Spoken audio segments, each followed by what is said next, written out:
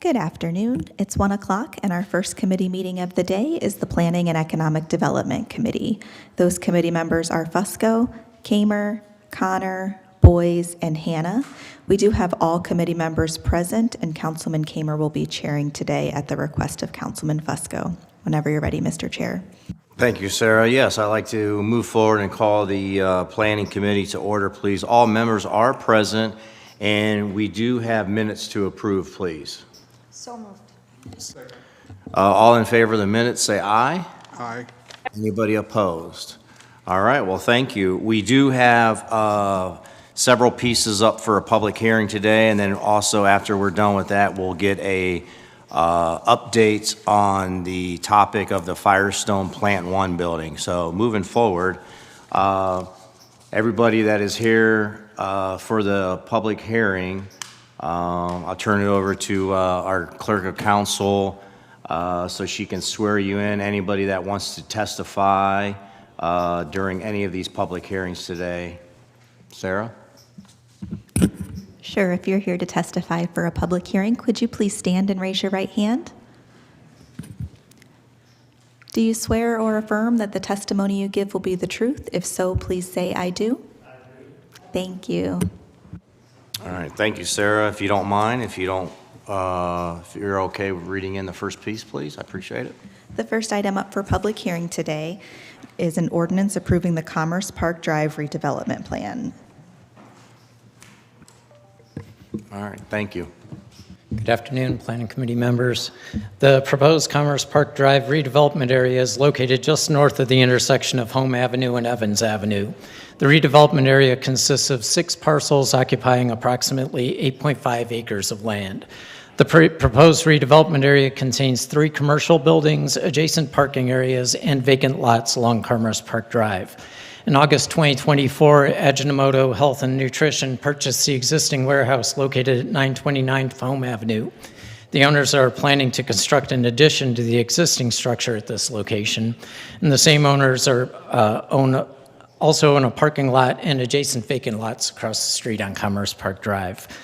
Gordon Food Service is located at 791 Commerce Park Drive, along with our COA group offices. And a vacant commercial property previously occupied the Grape and Granary is located on 915 Home Avenue. The area is zoned U5 ordinary industry, and zoning will not be changed. The Commerce Park Drive redevelopment plan contains a description of properties and a statement of objectives in the project area. The establishment of the redevelopment plan gives the city the ability to utilize tax increment financing under provisions of the Ohio Revised Code.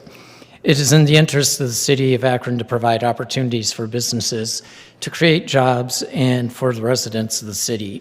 The proposed redevelopment plan will assist in generating revenue to assist in future development. Planning staff and Planning Commission recommend approval. All right, thank you. I appreciate that presentation.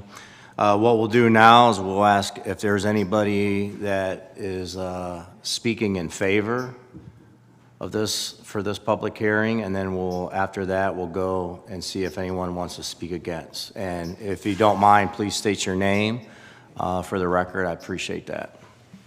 Good afternoon. I'm Reverend Pamela Pinckney, also known as Apostolate. I am in support of this. You caught my attention also when you said create jobs and opportunities.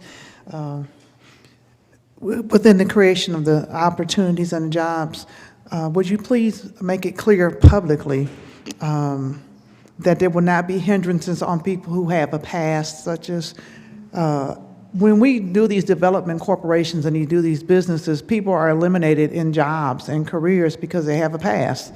Some of them have criminal records, some of them have all types of things, but I would like to see our development corporations and our businesses not just putting in places, grandfathering people in because they come from wealthy families and wealthy homes.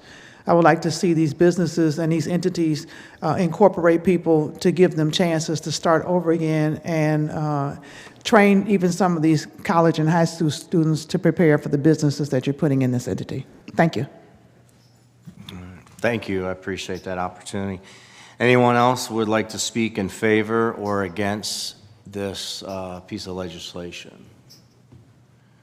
All right, seeing or hearing anyone, we're going to close the public hearing and ask if there's any council members that have any questions or comments, and we'll start with anyone that's on the planning committee first.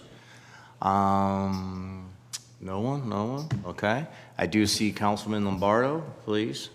Thank you, Mr. Chair. Yeah, obviously this is in my ward, and I do support all the plans here. Definitely familiar with the area. Seems like a lot of space in the back that is going to be utilized very well, and again, bringing jobs to the community. We can't go wrong with that. Thank you. Thank you, Councilman. Appreciate that. Anyone else? Comments or questions?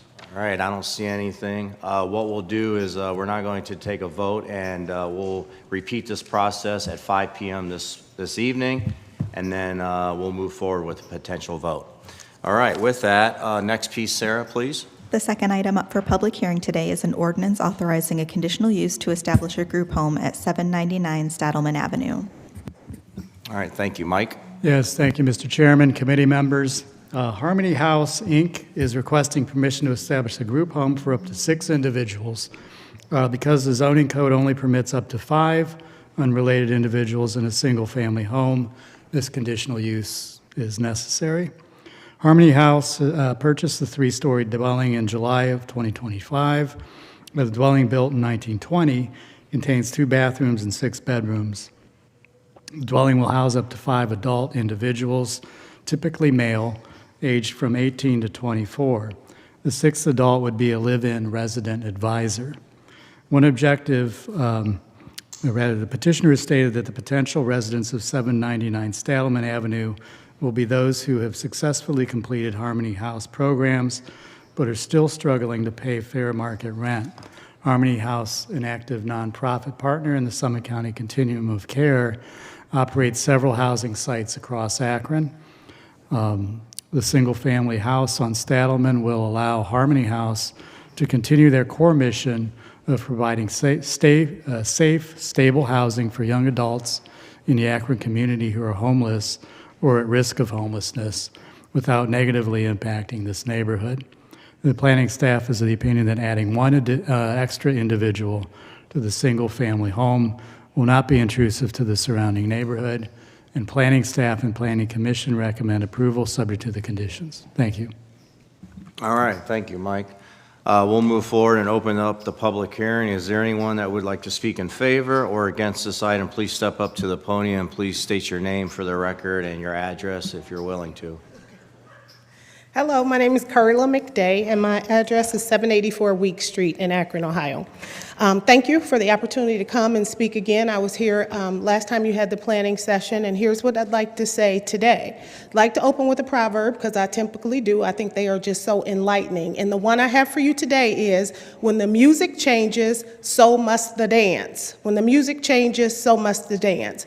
What I am requesting today is a very simple request to have the address at 799 Stadelman be provisionally accepted to sleep 6 adults instead of 5, which really isn't a big deal, and I don't feel like we're going to have a problem doing that. More importantly, though, I want you to know that Harmony House needs to be known to this council and synonymous with ending and eradicating homelessness in our community. Right now, I want you to know we've been open since 2014. We have 14 locations. Last night, of the 8 that are open, we were able to sleep 34 young people between the ages of 18 and 24. We also had 10 additional young people in their own apartments on their own leases in the community. Through the generous donations of a silent supporter, we have acquired 6 locations and 56 more beds of housing shelter. This is all going to be low cost and no cost to our community. What I need you to know is that the housing rhythm is outpacing the housing market. The affordability, the accessibility of housing is increasingly a problem. So I'm thanking you in advance for this opportunity to expand this house by 1 bedroom, but I also want to partner with the city because we have to do something to keep up with the housing need. And the rules that we currently have are somewhat antiquated, as you know. I don't blame any of you for that, but we have to be able to be innovative if we're going to be able to solve these problems. So today, thank you in advance. And I hope to partner with you soon in the future. That's it. Thank you, I appreciate the comments. Anyone else want to speak in favor? Please step up. State your name for the record again, please. Reverend Pamela Pinckney, also known as Apostolette, because I'm a female apostle doing something new. I love what she just did. I want to give you a proverb, too. A wise woman builds her house, and a foolish one plucks it down with her own hands. Thank you for building houses for the homeless. I would like to make note that there are various stigmas associated with mental illness. Many people who are put in the groups' homes are put in there based upon mental illness.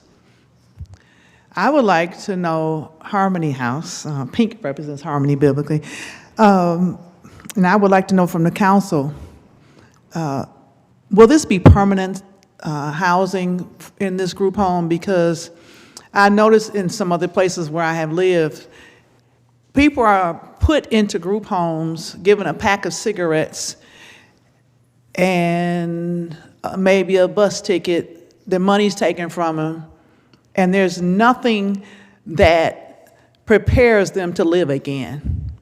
As I've stated to you in this council on multiple occasions, we need to be getting to the root of matters. We can't medicate things away. We cannot shoot things away. We cannot incarcerate things away. If we're going to have group homes, which is for many temporary, I would like to see some type of opportunities for people to see about the healing in these places. We women have been known to basically run the home, but we're never given opportunities for those in the home to have other opportunities. I love the boldness of my sister who stood here, and I hope she keeps giving you proverbs. When you put this group home up and there's not another prison sentence for somebody, it's not an opportunity for people to taunt and target people because some of them are mentally ill. I want the people in that group home to be protected as well. I want this city to provide this woman with money that she needs to maintain whatever she needs to provide for these people in this group home. I was a step in the doorway from a group home myself because I could have lost my mind. And I saw the mistreatment that people get in group homes. I want you to work with this lady, my sister, partner with her as she has requested, because it's time for God and government to come together to meet the needs of the people. Thank you very much. Thank you, I appreciate that. Anyone else in the audience that want to speak in favor or against? Seeing no one else, we're going to close the public comment period and take any questions from committee members first. I do have Councilwoman Connor first. I don't have a question, just a comment. I've had the pleasure of working with Harmony House on a number of occasions, both personally and through some groups. I belong to our quilting group, Christ Child Society. They do a remarkable job with our young people who really need someone to kind of nurture them and guide them through these formative years. I highly support Harmony House and everything they do. Thank you. Thank you, Councilwoman. I'll go to Councilman Hannah, then Councilwoman Omobian. Thank you, Mr. Chair. I'd just like to say that I've been with Harmony House from the beginning, so I know when it started. And she's doing a great service for the community, and she's providing homes for the youth that are homeless. And I would just like to say that I support, if she want to put 20 more houses or 20 more rooms in a house, I support that 100% because we need that type of service for our youth to keep them off the street and also to keep them from getting in trouble.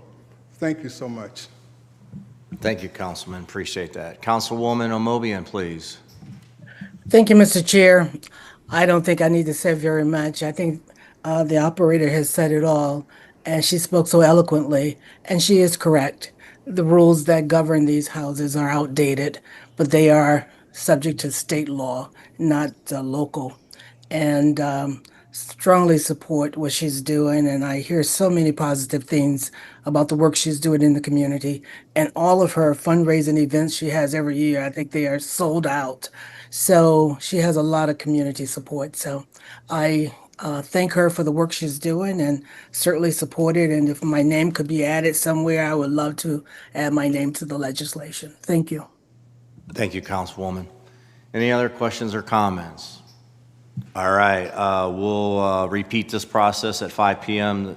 this evening, and at that time, we'll potentially vote with that. So moving on to the next piece, if you don't mind, Sarah, reading that in. The third item up for public hearing today is an ordinance authorizing a conditional use to establish a 3-unit apartment at 892 Delia Avenue. All right, thank you. So anyone that would like to speak in favor or against this piece, please step up to the podium. Please state your name and address for the record. Excuse me, Mr. Chair, would you like the zoning manager to provide a description of this? Sorry. I got to do the spiel. Yeah, sorry. Go ahead. Thank you, Mr. Chairman, committee members. Brittany Beck wishes to retain the property as a 3-unit apartment use, while the property is considered a legal non-conforming 2-family use. The 3-story structure, built in 1928, currently contains 3 apartments with 1 unit on each floor.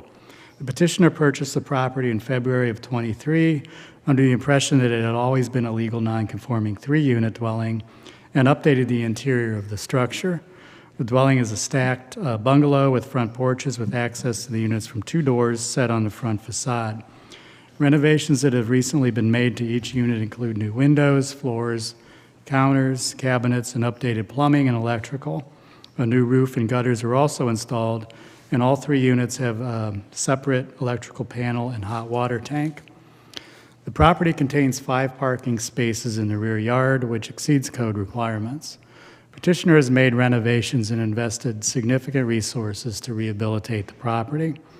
Other multifamily dwellings exist within the immediate neighborhood, and the additional 3rd unit will not contribute significantly to increasing density or overcrowding, while continuing to provide needed housing.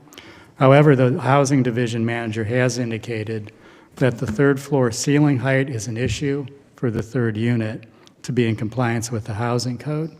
If the 3rd floor ceiling height can be brought into compliance, the planning staff can support the retention of the 3-family dwelling, and both planning staff and planning commission recommend approval subject to these conditions. Thank you. Thank you, Mike. I appreciate it. Now we'll go back to and open up the public hearing, so please. Hello, my name is Rex Worthy. I actually live on Delia. I live across the street from the area he's describing. I'm here to find out what alternative housing they're planning to do. That's the reason why I'm here. I was here a while ago when Russ Neal was actually my councilman, and I hate to say it, but he lied to me about a lot of things about next door to me. He told me some stories about how I was being watched, and it turned out to be a violent sex offender home. And it didn't just house 1, 2, 3, 4, 5, it housed 9. They rotate every 3 months. He would tell me they're being watched. I work at night, so in the daytime I would sit up, watch them, yeah. But at night, they constantly walk the neighborhood. He would tell me they had to be in the house by 9 o'clock. Sometimes I come home from work at 3 or 4 o'clock in the morning, they're walking the streets. I don't know, like I say, I'm just here to get some clarification. I know there's nothing you can do about the home next door to me, but the home you're speaking about, when I got this notice the other day, I came home and I noticed that there was like about 9 police cars on my street. They were actually bringing out people out of that house that he's talking about right now. It was 2, I don't know if a young ladies, whatever, but it was a few of them that were fighting. Police had to block my driveway off. They brought them out. Before I know it, I don't know what happened. I even talked to a police officer, and I asked him what was going on. He said it was a domestic violence going on in there right now, and So I kept my distance, but I asked him or what they were doing with the home. He said for me to take down notes and to take pictures. And yes, I have pictures of all the police cruisers and everything and them bringing the young ladies out. And like I said, I am just concerned because my daughter was 21 years old. Ever since she was 5 years old, she could never play outside by herself because the violent sex offenders either sat in the front yard, sat on the porch, or sat in my backyard. They sat in the backyard so much and watched my daughter and her friends swim till I had to build a 2-car garage to block them from pulling their picnic table up and sitting on the fence and watching them. I know that, like they say, when people come home, everybody has a past. You have to let them live wherever they want to live. But when you run a business, and not only did they have that house, for a while they had the house across the street from me too. They had that house till they tore it down. They built one down the street from me. All of these houses, and like I said, I understand. But the sad part about it is my neighbors, when they find out about this, they move away. I've been owning my house for the last 30 years. I'm trapped in that little circle. It's like I'm in prison and they're free to walk around all the time. That's why I'm just here to find out if they're turning that into another violent sex offender home or what's going to happen to that house. Thank you. Thank you for speaking. I appreciate that. Anyone else here to speak in favor or against this piece of legislation? If you're going to do Reverend Pamela Pinckney Apostolate, I hope you are hearing what this man is saying in reference to his children. I would like to, Mr. Antonucci, every apartment and every house I had during my homelessness was bad. I had mold, I had all types of issues. I want the city to take this stuff seriously. The last apartment, I was here in July, and I left here because I had mold in my body. That I have documentation from my doctor, where the people knew that I have a lung disease and put me into that apartment through a housing program. I was not able to live in that apartment, and I left that apartment on July the 9th. And there's a video on YouTube because my face was swollen, my mouth was twisted, my skin was dark, I had perspiration pouring from my pores, and the city passed the inspections. I want to know what we're doing here. God's not winking at this anymore. We're letting pedophiles do whatever they want to do in this city, state, country, whatever you want to call it. We're putting parents in positions where if they go to defend their families, they go to prison and jail because criminals have more rights than victims do. It's not right, it's not fair. For me to live in bad housing on multiple occasions, Akron, Summit County, Ohio, Indiana, wherever I'm living, there's some deals being made that should not be being made. And only one council member checked on me. I had to find out where I was going to live. Maybe one other person actually called me another time. And I had to go from pillar to post until somebody on the bus heard me talking about my situation and told me that I could rent a place in their house. This is not about just passing papers. This is not about just rushing something through. I want this apartment checked for mold, lead, bugs, safety issues, cameras, if necessary. Because people have a lot of money doesn't mean that you look and frown down on people who don't. Because you don't choose not to have children doesn't mean you frown down on people who do. This is not about rushing legislation. We're losing lives. We're losing souls to foolishness. People don't come down here, Mr. Antonucci and council, because they're bored and have nothing to do. This is not about just supplying housing. If people have a place to live and it's not secure for them to live and they can't function, we're spinning our wheels. Some people choose a big house. Some people choose no house. But whatever they choose, it should be safe, it should be clean, and it should be secure, because Akron Police Department refuses to help me with anything pertaining to my safety in my housing. I don't say a lot to discourage anybody on anything, but it's too many homeowners and property owners that don't live in Akron not being accountable for these properties. I don't know, this man looks like he took off work or something to be down here. But don't just pass it. Something needs to be done. Yes, people do have a right to another opportunity in life, but when people feel like their children are going to be violated, we don't just pass papers. Because this man, if he had to pull a gun on somebody, he would go to prison for that. Because somebody had a right. I'm here because I'm a voice for the people. I'm here because I've been one of the people who's been a victim of bad housing in Akron. Don't just pass this. Do what's necessary. And what's the term you all have? The conditional use? I still want to know what the conditions of the use are.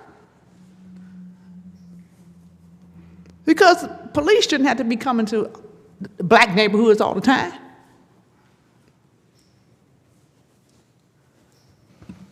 Thank you. Any other comments or for the public hearing? Please step up and state your name and address if possible, please. Hi, my name is Brittany Beck, and I'm the owner of the supposed 3-unit.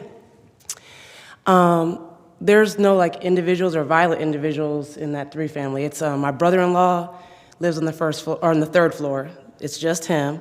We have a couple on the 2nd floor, and on the 3rd floor, it's a couple with children on the 1st floor. And to my knowledge, the police hasn't been called, but I haven't gotten any updates with the police being called. You see, it's families. We've totally updated it, so we don't intend on renting out the room. So we're not here to cause any issues with the neighborhood. I think that's all for me. That's it. No, thank you. I appreciate it. Anyone else that would like to speak in regards to this piece of legislation? If not, I'm going to close the public hearing and ask if there's any, before I ask if there's any comments from the committee, Mike, are we able to meet with one person that spoke in regards to the concerns that they have after the meeting? Yeah, Okay. absolutely. I appreciate Yeah. that. Yeah. Okay. Thank you. Mike will see you after the meeting and just talk to you briefly, and hopefully you can give us an update. Committee members, any questions or comments in regards to this piece of legislation? I don't see any other council members. All right, what we'll do is we'll repeat this process at 5 p.m. this evening. You're more than welcome to come back, and at that time we'll take a vote in regards to time or passing this or not supporting it. So we'll make that decision then. All right, moving on to the next piece. Sarah, please. The next item up for public hearing today is an ordinance authorizing a conditional use to establish a parking area consisting of crushed asphalt grindings at 1100 Triplet Boulevard. Mike. Yes, thank you, Mr. Chairman, committee members. Christopher Wright is the owner of Procar Associates, who wishes to use asphalt grindings as a pavement surface for a storage lot expansion at this location. The zoning code requires all parking and storage areas to be either paved to Bureau of Engineering standards or constructed of an approved permeable paver system. Because the desired material and methods do not meet those requirements, conditional use approval is necessary. Petitioner previously established a paved rear yard parking area behind the former dwellings at 1074 and 1078 Triplet Boulevard. He owned those properties that were west of his building. After the dwellings were raised, the petitioner began the process of grading and laying down asphalt grindings in the front of the property. Unaware that a permit was needed to perform such site improvements, petitioner was informed by Akron Plans and Permits that conditional use approval would be required.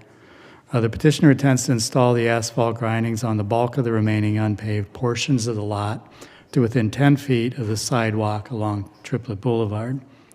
The area is to be used as a storage area for vehicles waiting to be serviced and prior to pickup. Petitioner states that additional storage is needed because of newly acquired business from some car dealers that will be sending several vehicles at a time for service. The planning staff has not received any objections to the proposed development.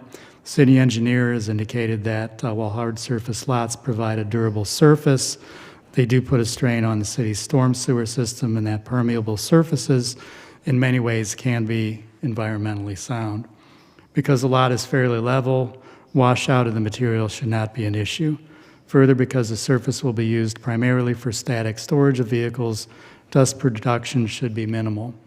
The zoning code does, however, require that storage areas be screened by solid fence or a wall, and the planning staff recommends that a solid fence be installed 10 feet from the right-of-way and that the area in front be landscaped in accordance with code requirements. Provided that fencing and landscaping are installed between the sidewalk and the parking area, according to an approved plan, the planning staff and planning commission recommend approval subject to conditions. Thank you. All right. Thank you, Mike. I appreciate that presentation. Right now, we'll move forward and open up the public hearing. Would anyone who would like to come up and speak in favor or against this piece, please do so and state your name and your address, please.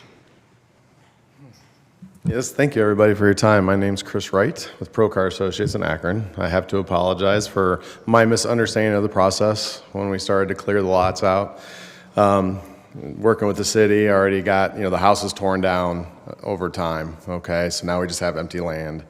And I have another business wanting to move in, but I need that property so I can park cars that come in from the dealers and have a place to keep them out of the normal flow of our traffic for customers. So it's a temporary thing until I can afford to do hard surfacing, okay? But I have to put a new roof on the building right now, so that's taking a lot of my financial income. So I'd greatly appreciate it if you would allow this to happen so that I can continue to do improvements over time. And I've already made arrangements per the city recommendation for a fencing contractor to come in and do the fencing like we talked with the privacy and all that and do the greenery in front. Thank you for your time. All right. Thank you. I appreciate you speaking. Anyone else would like to speak in favor or against this piece of legislation? Seeing no one, we're going to close the public hearing and open it up to committee members first if they have any questions or comments. And any other council members? All right, I don't see any. What we'll do is we'll repeat this process at 5 p.m. this evening. You're more than welcome to come back, and at that time we'll make a determination to take time, move forward with this piece, or not support it. So, thank you. All right, Sarah? The final item up for public hearing today is an ordinance authorizing a conditional use to establish a beauty salon at 483 Howe Street. All right, thank you. Mike? Yes, thank you, Mr. Chairman, committee members. Bianca Robinson is requesting permission to establish a beauty salon in her dwelling. The 936 square foot basement area of the 2.5-story house will be utilized for the salon. Petitioner will offer hair care along with services such as facials, waxing, and eyebrow tinting. She will be the sole proprietor and anticipates having between 2 to 4 customers per day. All services rendered will be by appointment only, with operating hours Tuesday through Saturday from 9 a.m. to 5 p.m. Parking for a single vehicle is located along the east side of the house and is accessible from Howe Street. The petitioner is a state of Ohio licensed cosmetologist and esthetician. One goal of the Land Use and Development Guide Plan is to guide the location of new retail developments so that it will be convenient to residents served and will have minimal impact on adjacent properties. The client entrance and parking area on the east side of the house abuts a non-buildable vacant lot. Also, since the sole proprietor will render services to one client at a time and by appointment only, the low-activity retail use should not cause any noticeable increase in activity to abutting properties. And both planning staff and planning commission recommend approval subject to conditions. Thank you. Thank you, Mike. I appreciate the presentation. Now we'll move forward to the portion where we're going to open it up for a public hearing. Anybody that would like to speak in favor or against, please step up to the podium. Please state your name and address for the record. I appreciate it. Thank you. Reverend Pamela Pinckney, Apostolate, 595 Stanton Avenue, Akron, Ohio, 44301. I am in support of this, and I would ask that the owner would reach out to the housing, not the, but some of the entities that are helping people with housing for makeovers, to help women who have been battered and abused. Donate some time. I would ask that the city would make sure that the owner has everything that she needs to maintain her property, to avoid violations, and that people would really consider that everything that a woman does in a beauty salon is not just cosmetic.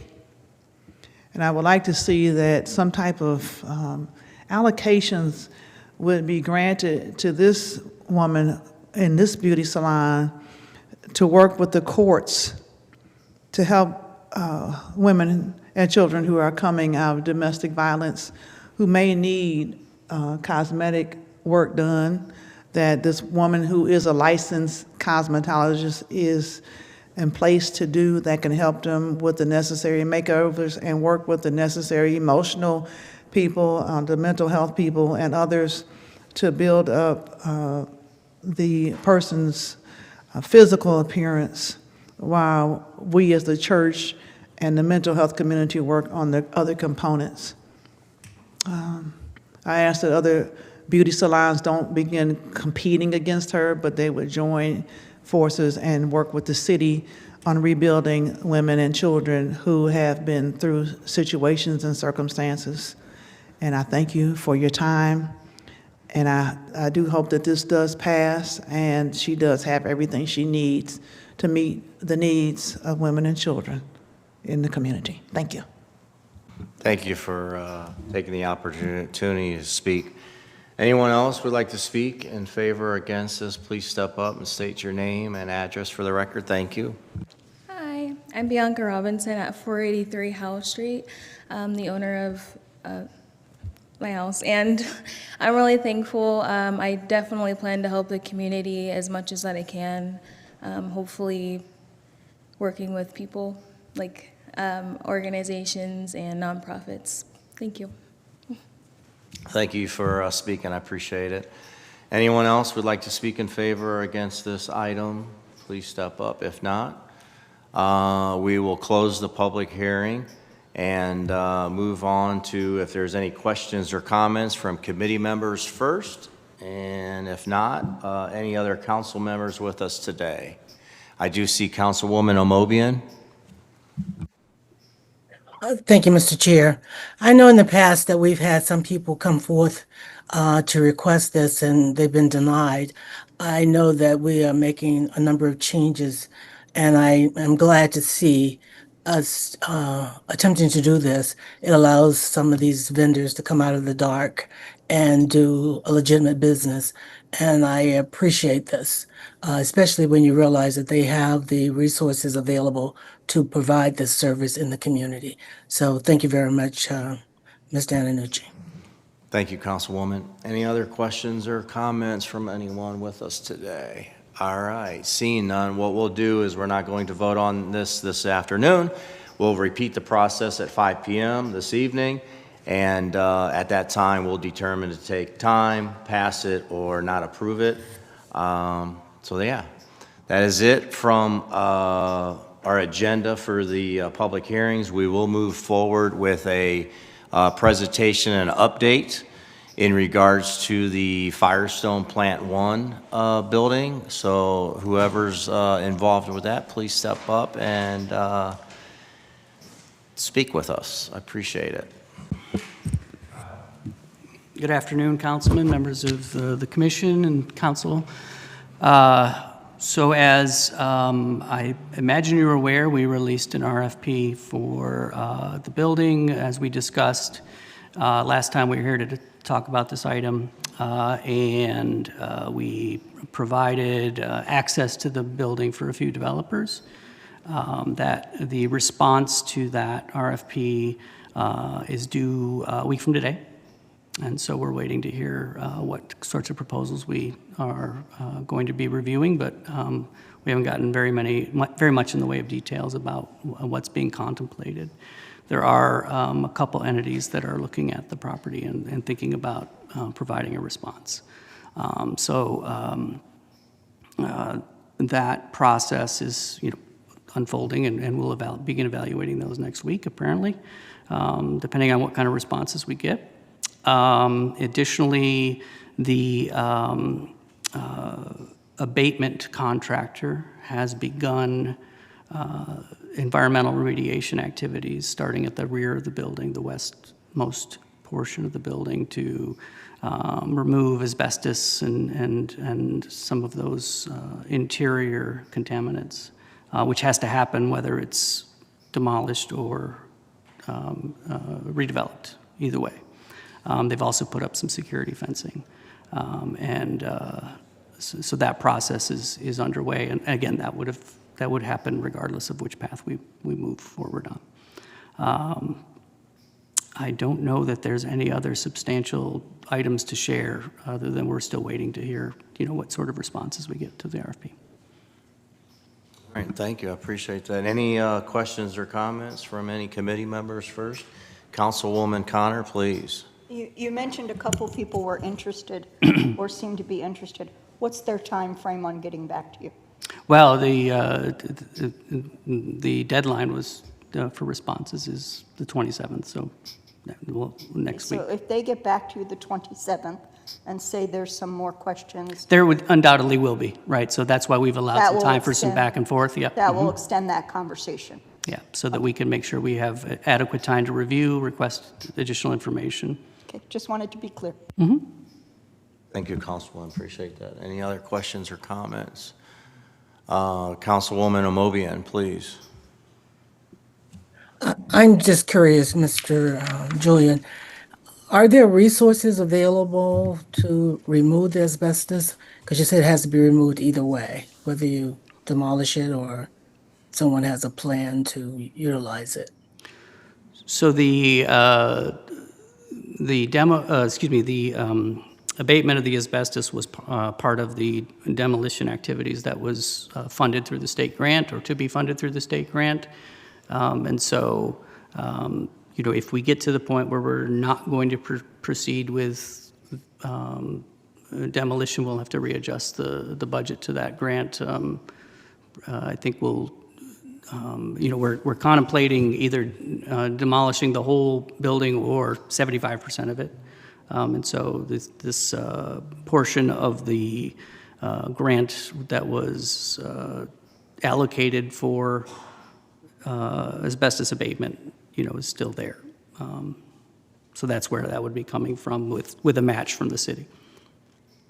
So that could be utilized by the grantee if it's found to be. Well, no, we're paying for that. Okay. Right. Okay. So that's proceeding. It's underway. I see. Okay. Thank you. Thank you, Councilwoman.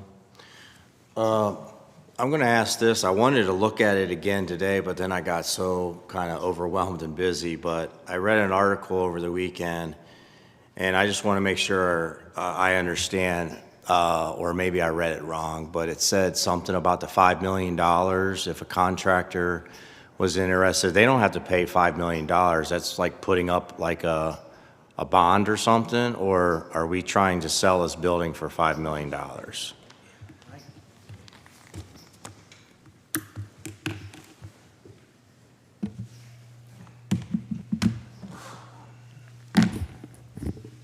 it would be protection against, the developer not following through. It's similar to what we have proposed with regard to the APS headquarters, but we feel there's a $5 million difference in between what we have funding for and for demolition and what the cost was to save the front bay. If we're going to be required to save the front bay, that $5 million is what's going to be used to do that. So basically, a developer comes forward and they have a plan and everything, we could basically, I don't know how to word this, but they wouldn't have to pay that. They would have to pay that $5 million basically like as a promise, we're gonna move forward with this, and then we would give it back, or we forgive it, or I don't know if those are the right words to use, but. It's going to take some figuring out, but if they are then able to save that front bay and not at any additional cost to the city, if we're not required to spend that $5 million to save the front bay, then yes, I think we would look at returning, the difference, but we need to hold on, we're going to lose that money at some point, so we need to make sure. Right. So, yeah, I just wanted to make sure that I understood that correctly, because a developer, if they come through and they have a very good, solid plan, and it's to our liking, and it benefits the city, and obviously, they don't have to pay that $5 million. Is that what I'm hearing? We will need it, yes. We will need it up front. It might be able to be reimbursed. Reimbursed, at a later okay. date. Gotcha. No, I appreciate it. I had another one, I forgot it, so maybe I'll come back to that in a second. Any other questions or comments from committee members or council members? That's what I was going to say. So I understand this might be redundant, but are we able to send out another public press release, just letting people know, hey, this deadline's coming up on the 27th, et cetera, just to send it out there? I can ask the comms team.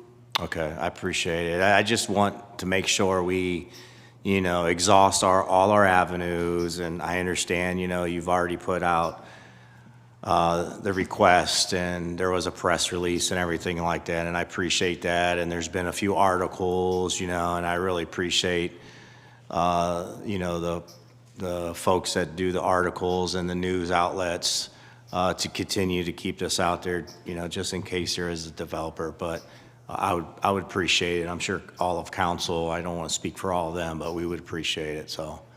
All right. Any other questions or comments? I think that's it then, right? All right, well, thank you for, Councilman Fusco.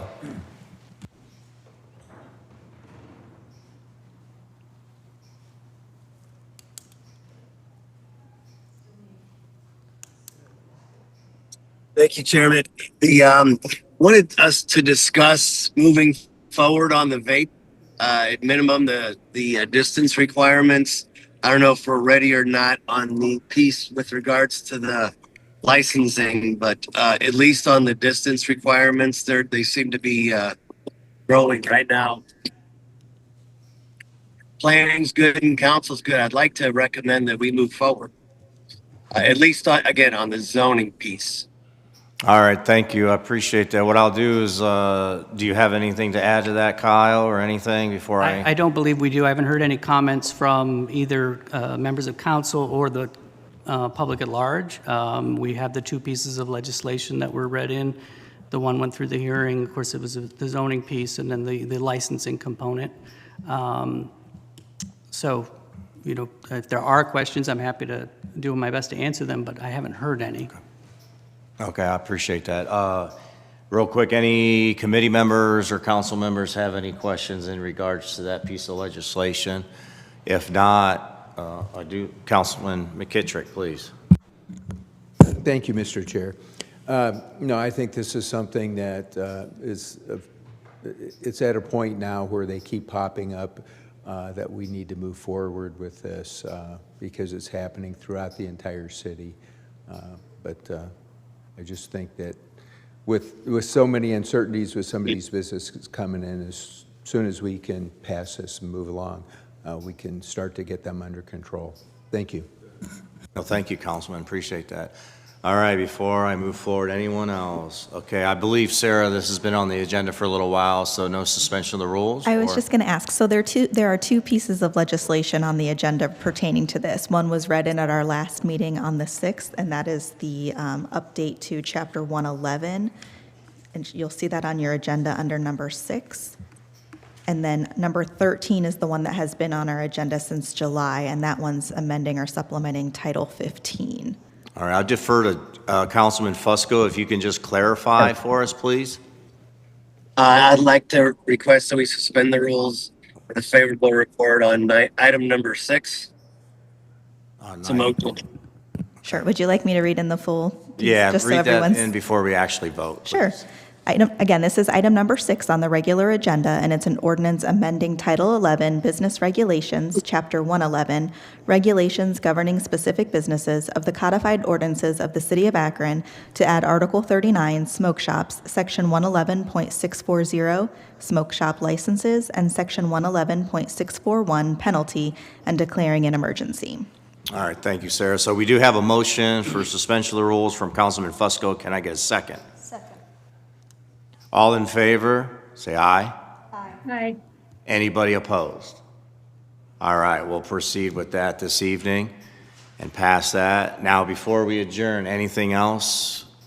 Yes, I'd like to request we suspend, a favorable report on item number 13. This is the zoning piece.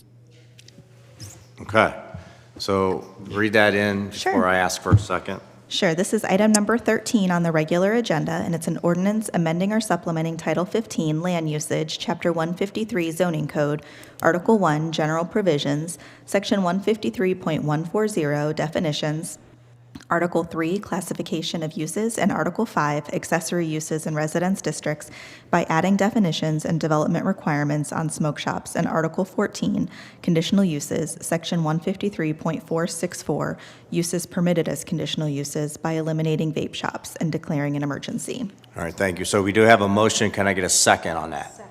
All right, all in favor, say aye. Aye. Anybody opposed? All right, well. Can I do a roll call on that? Let's I'm do a not- roll call. Yeah. Fusco? Aye. Kamer? Aye. Connor? Boyes? Aye. And Hannah. Aye. The motion passes 5-0. Okay, Councilman Fusco, anything else? No, sir. Thank you, Chairman, for your patience. Appreciate it. All right, thank you. I appreciate that. All right, anything else? No? Going once, going twice? Okay. We are adjourned. Planning is adjourned. I hope he's done. Our next committee today will be the Public Service Committee, and it will begin at 2 o'clock. Those committee members are Kamer, McKittrick, DeShazier, Bolden, and Lombardo. Again, that's the Public Service Committee, and it will begin at 2 o'clock. Thank you.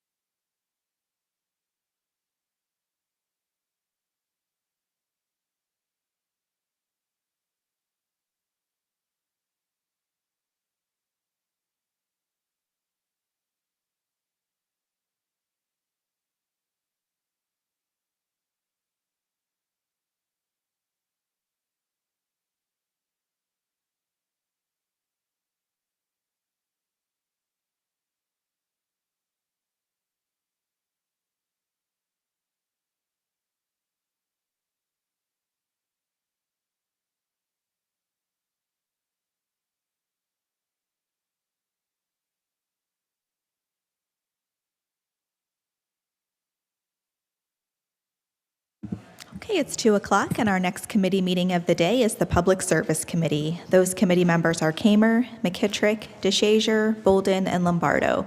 We do have all committee members present except for Councilman Bolden. Whenever you're ready, Mr. Chair. Thank you, Sarah. Yes, I'd like to call the public service meeting to order, please. Sarah did mention all committee members are present except for Councilman Bolden. We do have minutes to approve. If I could get those accepted, please. So move. Second. All in favor of the minutes, say aye. Aye. Anybody opposed? All right, we have a few new pieces, but instead of getting into our new pieces real quick, I'd like to go to our old agenda, and I'd like to withdraw item number 2, please, Sarah, and then move right into the piece of legislation that we've been taking time on for some time, and it's the sewer piece. And if you don't mind reading that in, I'd appreciate it for the record. Sure, you'll find this as item number 1 on the regular agenda under Public Service. It's an ordinance amending and/or supplementing Title V, Public Works, Chapter 50, Sewers, Article 2, Sewer Charges, Sections 50.20 Definitions, 50.21 Levy of Charges, 50.22 Sewer Service Charges, and 50.23 Charges Outside the City of the Codified Ordinances of the City of Akron and declaring an emergency. Thank you, Sarah. I appreciate that. And before I ask for a vote, I just want to make sure, does anyone have any questions or comments in regards to this before we move forward? I see Councilman McKittrick. Thank you, Mr. Chair. Just want to make mention, I was in attendance at the Ward 8 meeting in regard to this, and Mr. Luttle was there and gave a very in-depth presentation. I think that the folks there really had a grasp of the necessity of this and how important it is, and the reasonableness of this. It's, you know, it's never a good thing to have to come before our residents and bring an increase, but it's absolutely necessary. We have this consent agenda, and this is something that we need to do. I know that they worked extremely hard with the amendments to be able to save money for the city. I'm greatly appreciative. At my own ward, Emily Collins came in too, gave a great presentation for the folks, and I believe there was like one question. It was explained so well that only one question was raised.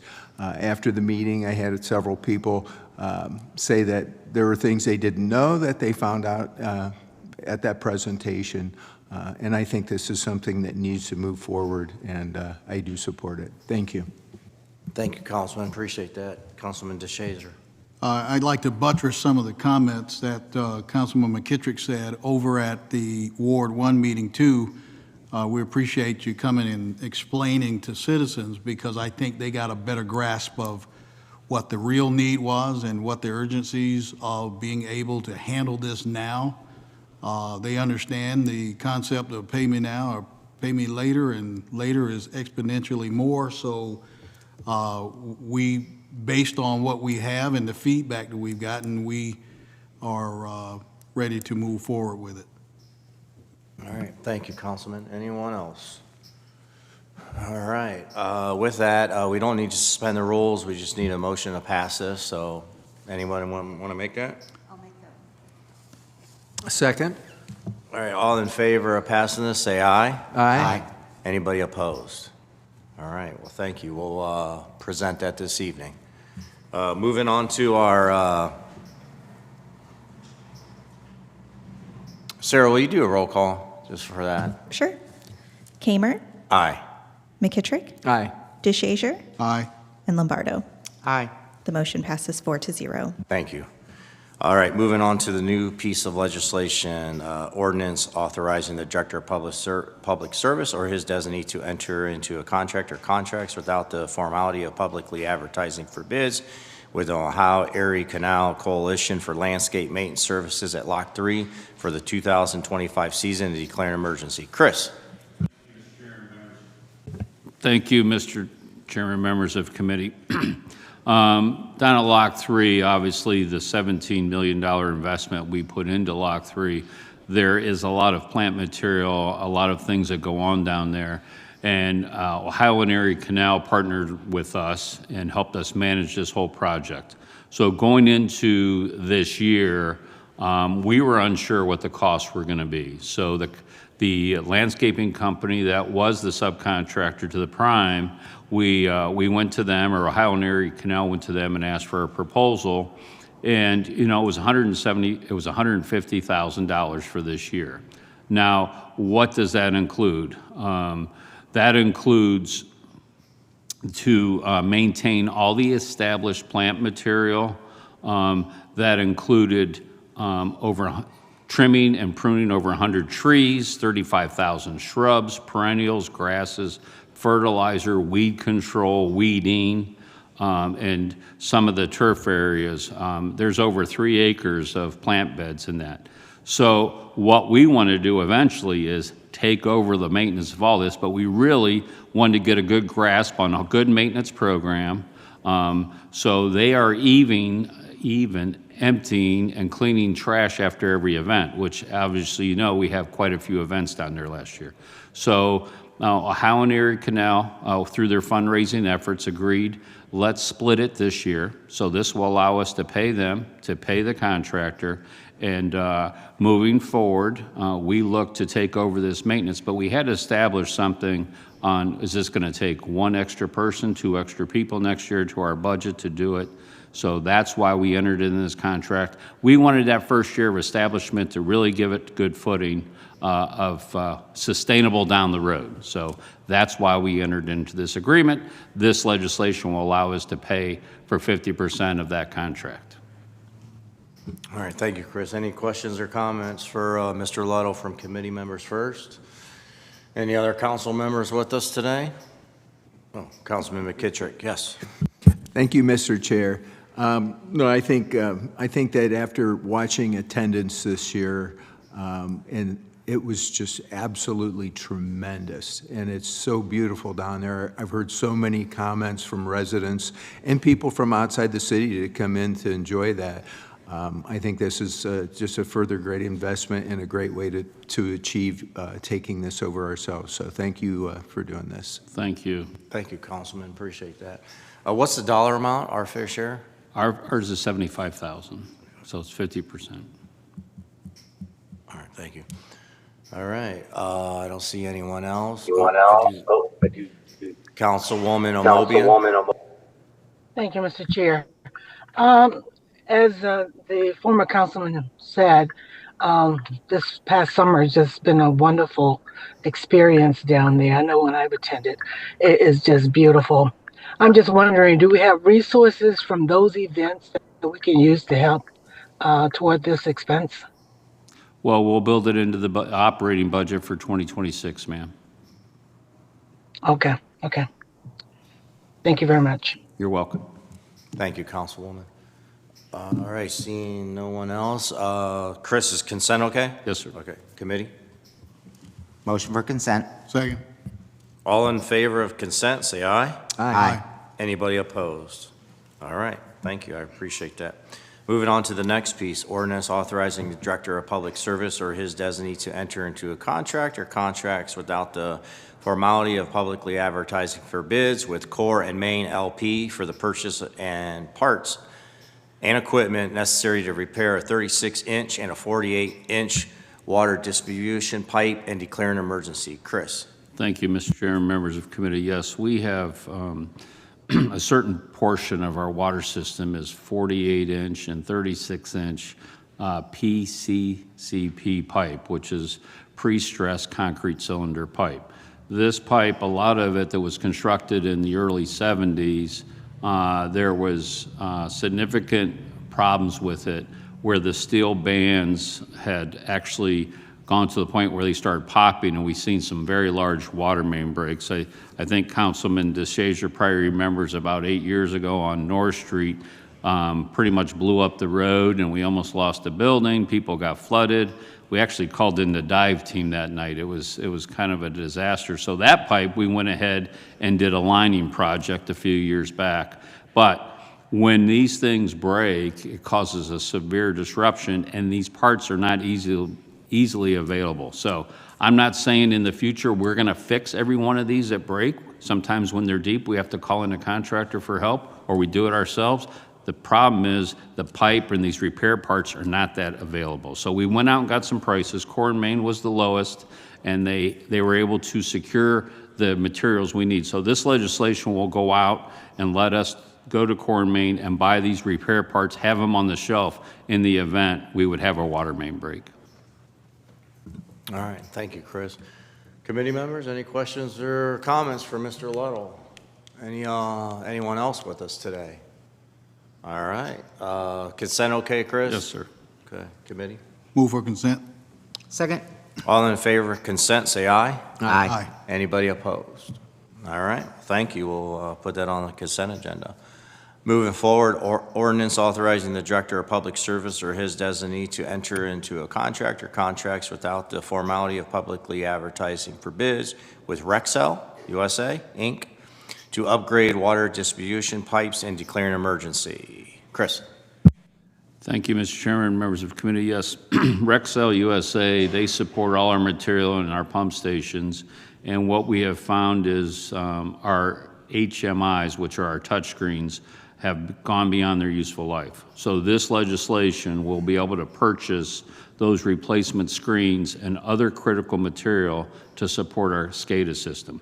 We plan on self-performing as we go into these pump stations and rebuild some of the touchscreens. So these new devices, they do not match the existing ones. So we've updated some of our equipment, and these are just another capital need we have. So Rexel is the sole source provider and authorized distributor. They're all Allen Bradley hardware. And like I said, we plan on self-performing these replacement touchscreens in the pump stations with our own staff. All right, thank you, Chris. Any questions or comments in regards to this piece of legislation? All right, seeing no one. Chris, consent okay? Yes. Okay. Committee? Motion for consent. Second. I have a motion and a second for consent. All in favor, say aye. Aye. Anybody opposed? All right. Thank you. Moving on to our final piece, ordinance authorizing the Director of Public Service or his designee to enter into a contract or contracts without the formality of publicly advertising for bids with Pelton Environmental Products Incorporated for the purchase of parts to replace chain and flight sludge collection systems at the water plant and declare an emergency. Chris. Thank you, Mr. Chairman, members of the committee. Yes, set up at the water plant, as the water comes, the first thing that has to happen, it goes into settling basins and all the organic, a lot of the solids, they fall out, and then what these do is they scrape the bottom of those basins, they push all the sludge to a collection place, and then that sludge is pumped, and then we pump that sludge to a drying area, and then it's a beneficial reuse. Well, as you can imagine, this is in water 24/7. Back in the late 90s, we went from a steel process, steel chain, steel flights, to a composite material. So going back, here it is 26 years later, 27 years later, it's time to replace those parts. This is another project where we would self-perform this. This allows us to buy this material. It's the flights, it's the chain, and it's like you think chain, you think steel, but it's made out of a composite material that won't rust. But you know, after so many years in that water, they do break down, and this just lets us upgrade basins 3 and 4. All right, thank you for that. I appreciate that. Any questions or comments in regards to this piece of legislation from anyone? Anyone? All right. Is consent okay on this one? Committee? Move for consent. Second. All in favor of consent, say aye. Aye. Anybody opposed? All right, we'll put that on the consent agenda. Thank you, Chris. I appreciate you coming down, and nothing else. We are adjourned.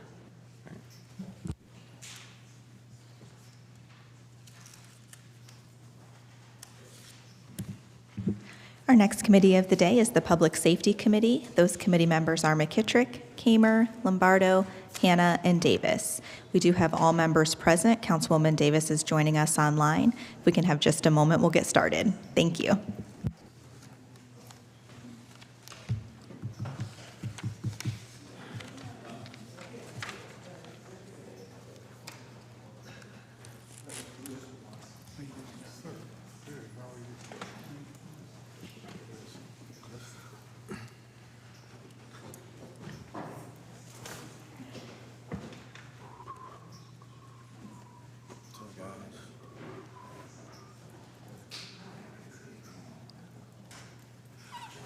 I'd like to call the Public Safety Committee to order. We have previous minutes to approve. If I could get a motion for that. Motion to approve previous meeting minutes. Second.